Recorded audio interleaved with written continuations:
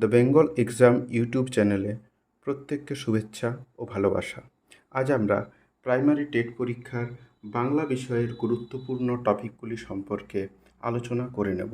এই ভিডিওটি বানানোর জন্য আমরা সদ্য হয়ে যাওয়া প্রাইমারি টেট পরীক্ষার প্রশ্নপত্র থেকে শুরু করে 2012 সালের প্রাইমারি টেট পরীক্ষার প্রশ্নপত্র গভীরভাবে নিরীক্ষণ করেছি এবং খুঁটিয়ে খুঁটিয়ে নিরীক্ষণ করার পর এই টপিকগুলি নির্বাচন করেছি, যে টপিকগুলি পড়লে তোমরা অবশ্যই বাংলা বিষয়ে সর্বোচ্চ স্কোর করতে পারবে।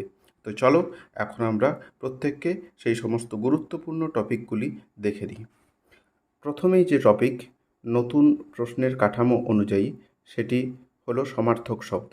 সমার্থক শব্দ এই জায়গাটা তোমাদেরকে ভালোভাবে দেখে যেতে হবে। সমার্থক শব্দ থেকে একটি, দুটি, এমনকি তিনটিও প্রশ্নপত্র তোমাদের পূর্বের প্রাইমারি পরীক্ষায় কিন্তু এসেছে। চলো দ্বিতীয় টপিক দেখে নিই।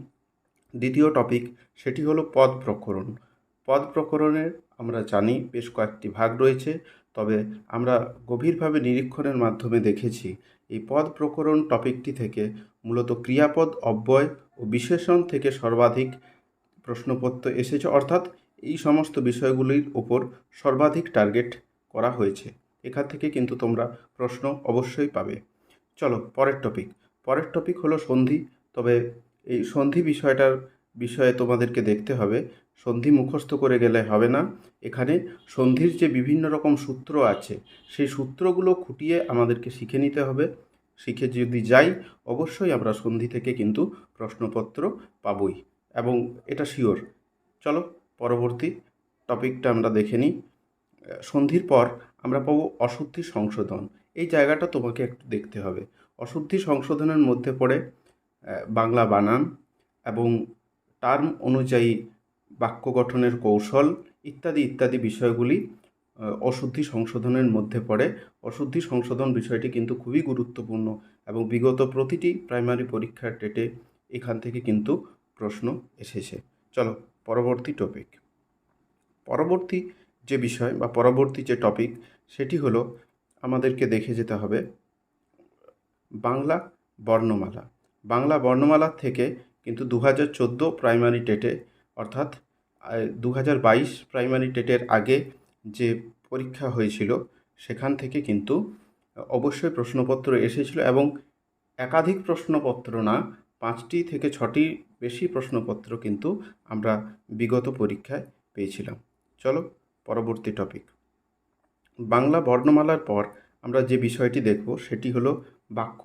এই বাক্যের যে অংশ, বাক্য কিভাবে গঠিত হচ্ছে, বাক্যের মূলত আমরা জানি দুটি অংশ নিয়ে বাক্য গঠিত হচ্ছে, উদ্দেশ্য এবং বিধেয়। এখানে আমাদেরকে দেখে যেতে হবে উদ্দেশ্যের প্রসারক এবং বিধেয়র প্রসারক, এবং কর্ম, মুখ্য কর্ম, গৌণ কর্ম, এই সমস্ত বিষয়গুলির ওপর আমাদেরকে নজর রাখতে হবে এবং ভালোভাবে শিখে প্রস্তুতি নিয়ে যেতে হবে, কারণ এখান থেকে কিন্তু আমরা প্রশ্নপত্র অবশ্যই পাবো। প্রশ্ন এখান থেকে হয়। সুতরাং আমরা পরবর্তী টপিকে চলে যাব। পুরনো প্রাইমারি পরীক্ষার যে প্রশ্ন, সেই প্রশ্ন আমরা নিরীক্ষণ করে দেখেছি। সেখানে ধাতু ও প্রত্যয় এই বিষয়টির ওপর কিন্তু খুব গুরুত্ব দেওয়া হয়েছিল, যদিও সদ্য হয়ে যাওয়া প্রাইমারি টেট পরীক্ষায় ধাতু প্রত্যয় থেকে সেভাবে কোনো প্রশ্ন আসেনি। এবং যেহেতু এখন বাংলা বিষয়টিও কন্টেন্ট এবং প্যাডাগজি দুভাগে ভাগ করে দেওয়া হয়েছে, সেহেতু খুব জটিল প্রশ্ন কিন্তু ব্যাকরণের আসবে না, এটা আমরা ধরে নিতেই পারি। তবু ধাতু ও প্রত্যয় বিষয়টি আমরা একটু চোখ বুলিয়ে যাব, কারণ এখান থেকে আমরা প্রশ্ন পেয়েছিলাম বিগত প্রাইমারি পরীক্ষার যে প্রশ্ন, সেখান থেকে আমরা যদি নজর রাখি অবশ্যই দেখতে পাবো। এরপর আমরা পরবর্তী টপিক নিয়ে আলোচনা করব, সেটি হলো বর্ণ বিশ্লেষণ। এটা কিন্তু খুব গুরুত্বপূর্ণ। এই প্রাইমারি পরীক্ষার জন্য কিন্তু বর্ণ বিশ্লেষণ থেকে প্রশ্ন আসতেই পারে। সুতরাং বর্ণ বিশ্লেষণ বিষয়টি আমরা কিন্তু ভালো করে শিখে প্রস্তুতি নিয়ে যাব।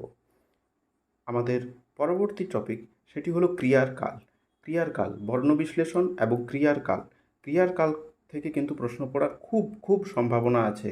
এই জায়গাটা কিন্তু তুমি অবশ্যই দেখে যাবে, এবং আমাদের মনে হয়, শুধু মনে হওয়া না, আমাদের বিশ্বাস যে ক্রিয়ার কাল থেকে কিন্তু তুমি প্রশ্ন পাবেই। যেহেতু এখানে কবিতা এবং গদ্য থেকে প্রশ্ন দেওয়া হবে, কবিতা ও গদ্য থেকে প্রশ্ন দেওয়া যদি হয় বা হচ্ছে, সেহেতু ক্রিয়ার কাল কিন্তু প্রশ্ন আসার সম্ভাবনা ক্রিয়ার কাল থেকে আমরা সমস্ত গুরুত্বপূর্ণ টপিক নিয়ে আলোচনা করে নিলাম।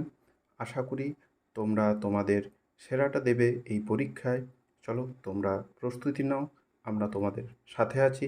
দ্য বেঙ্গল এক্সাম ইউটিউব চ্যানেলের প্রতিটি শিক্ষক শিক্ষিকা তোমার সাথে আছে। চলো, বেস্ট অফ লাক।